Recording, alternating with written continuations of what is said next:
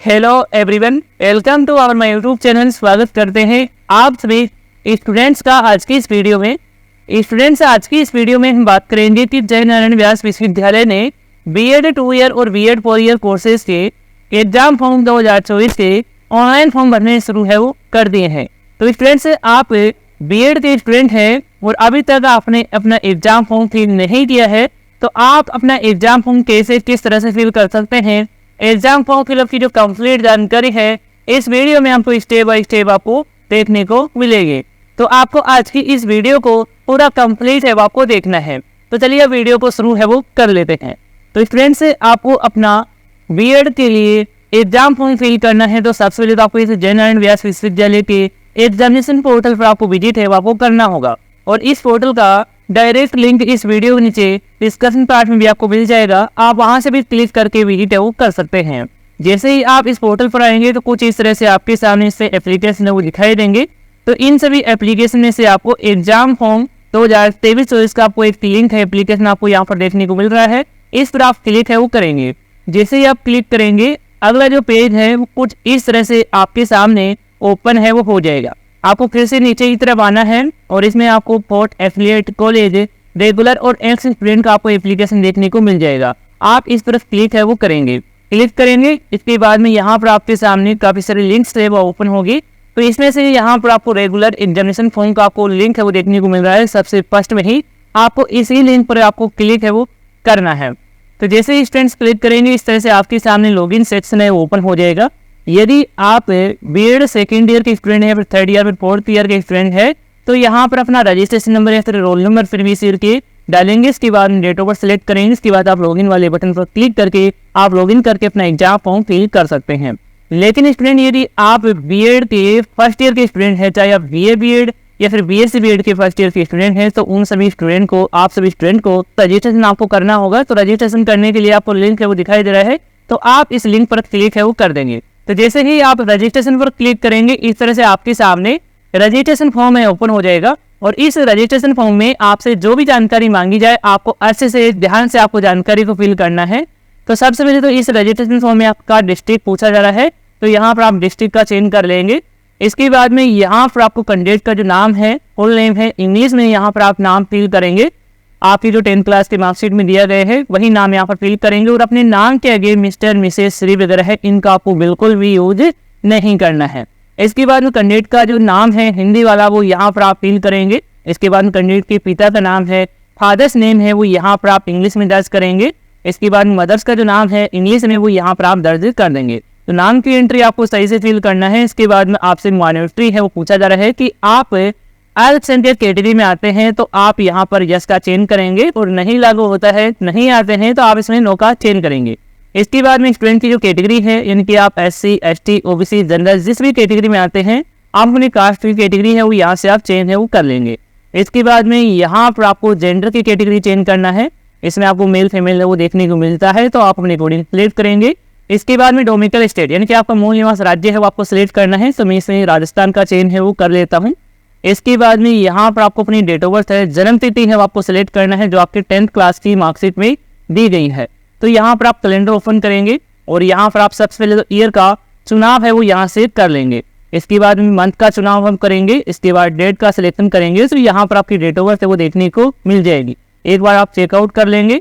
इसके बाद में नेशनलिटी टाइप पूछी जा रही है कि आपकी राष्ट्रीयता क्या है। आप इंडिया से ही है तो आप यहाँ पर इंडियन ही सिलेक्ट रहने देंगे, या फिर आप इंडिया से बाहर से हैं, अदर किसी कंट्री के हैं, तो आप अदर यहाँ पर चेंज कर सकते हैं। इसके बाद में स्टूडेंट्स के जो एक्टिव मोबाइल नंबर है, चालू जो मोबाइल नंबर है यहाँ पर आप इंटर करेंगे। इसके बाद रिलीजन टाइप सेलेक्ट करेंगे कि आपका धर्म है हिंदू, मुस्लिम, सिख, ईसाई, जो भी धर्म है वो यहाँ से आप चेंज करेंगे। इसके बाद में यहाँ पर आपसे पूछा जा रहा है कि क्या आपके पास नामांकन संख्या है, यानी कि आप इस यूनिवर्सिटी में पहले भी कोई कोर्स किए हैं, ग्रेजुएशन का आपने कंप्लीट किया है, या फिर आप और भी कोई कोर्स किए हैं, तो यहाँ पर आप इसमें टिक करेंगे। टिक करने के बाद में आपको अपने इनरोलमेंट नंबर है वो यहाँ पर आपको दर्ज करने होंगे। और यदि आप बीएड ही आप इस यूनिवर्सिटी से कर रहे हैं, बीएड से पहले आपने कोई भी कोर्स नहीं किया है इस यूनिवर्सिटी से, तो यहाँ पर आपको इस पर टिक है वो आपको नहीं करना है। इसके बाद में यहाँ पर आपको कैंडिडेट का ब्लड ग्रुप है वो आपको सिलेक्ट करना है। कैटेगरी यहाँ पर आपको दे रखी है, तो यदि आपको मालूम है तो यहाँ पर आप सिलेक्ट कर सकते हैं। यदि आपको नहीं पता है तो यहाँ पर आप अनसिलेक्ट ही रहने देंगे। इसके बाद में स्टूडेंट्स के 12th डिजिट के जो आधार कार्ड नंबर है वो यहाँ पर फिल करेंगे, तो अपने आधार कार्ड में देखेंगे सही से और यहाँ पर फिल कर देंगे।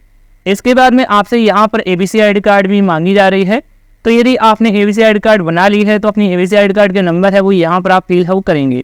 यदि आपने अभी तक अपनी ABC ID कार्ड नहीं बनाई है और बनाना चाहते हैं तो कैसे किस तरह से बना सकते हैं, इसकी जो मैंने पहले ही एक वीडियो बना दी है, उस वीडियो का लिंक इस वीडियो के नीचे डिस्क्रिप्शन पार्ट में आपको मिल जाएगा। चाहे तो आप उस वीडियो को देखकर अपनी ABC ID कार्ड क्रिएट कर सकते हैं, बना सकते हैं और यहाँ पर अपनी ABC ID कार्ड के नंबर है वो दर्ज कर देंगे। इसके बाद आप नीचे की तरफ आएंगे और यहाँ पर आपको कैंडिडेट की डिटेल्स है वो आपको फुलफिल आपको करना है। तो इसमें सबसे पहले यहाँ पर आपसे पूछा जा रहा है कि क्या आप अनाथ है, तो यहाँ पर आप टिक करेंगे और नहीं लागू होता है तो इसको आपको अनटिक आपको रहने देना है। इसके बाद में यहाँ पर आपसे पूछा जा रहा है कि क्या आप विश्वविद्यालय के वार्ड एम्प्लॉयर है, तो आप इसमें टिक करेंगे और नहीं लागू होता है तो इस पर वो आपको अनटिक ही आपको रहने देना है।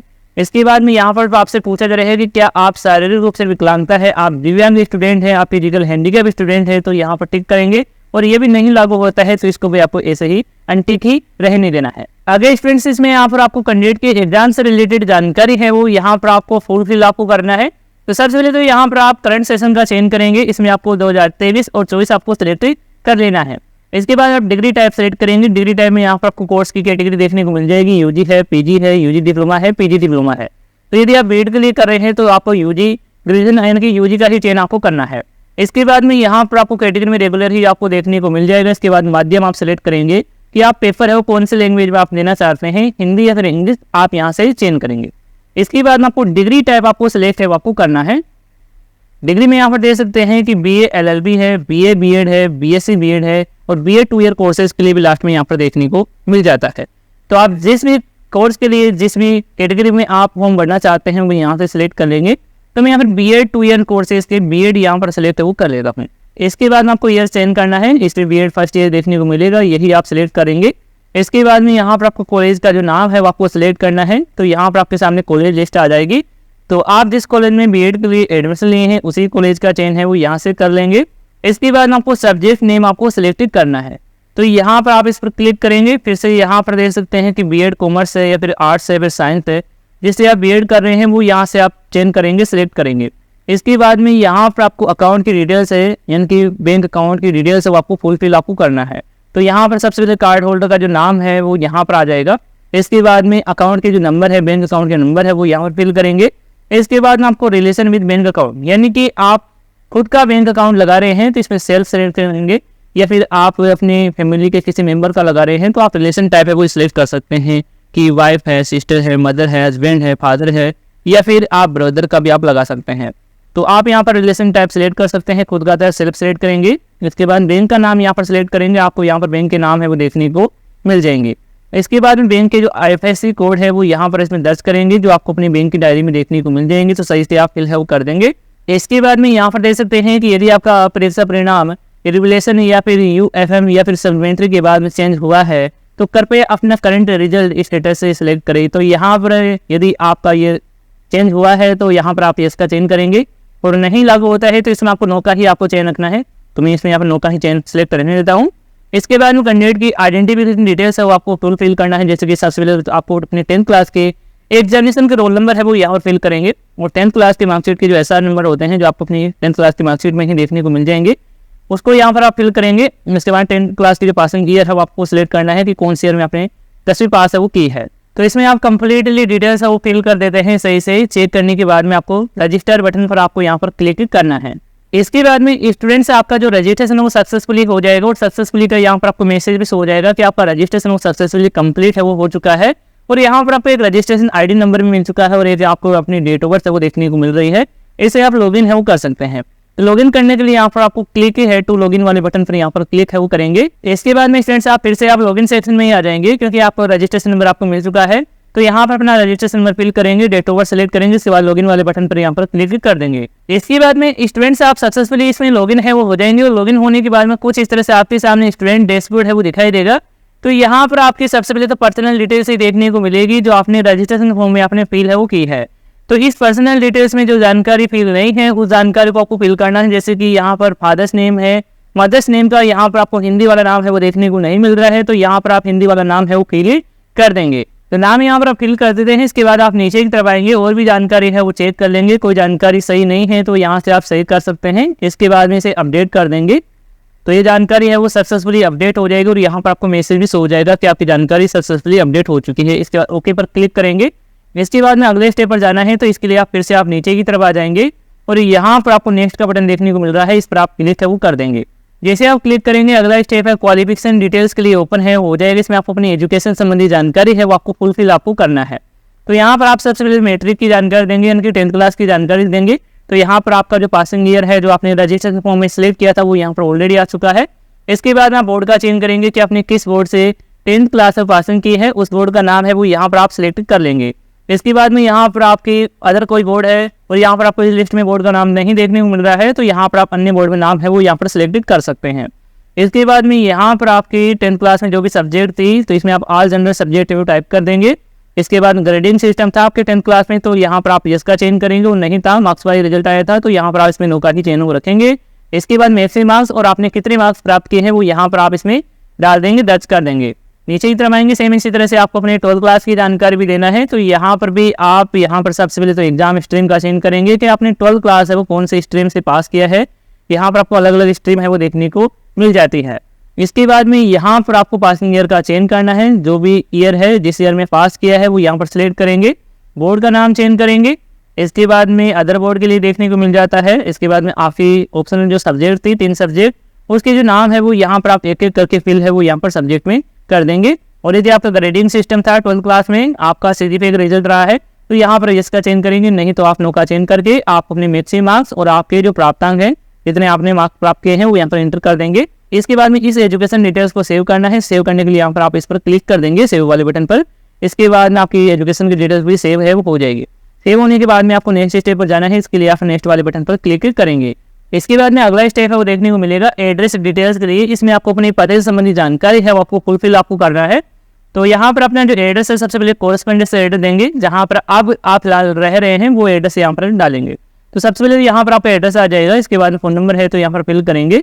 इसके बाद में स्टेट का चेंज करेंगे, इसमें मैं यहाँ पर राजस्थान का चेंज कर लेता हूँ। तो इसके बाद में डिस्ट्रिक्ट का चेंज करना है, कौन से डिस्ट्रिक्ट के अंदर आते हैं वो यहाँ पर चेंज कर लेंगे।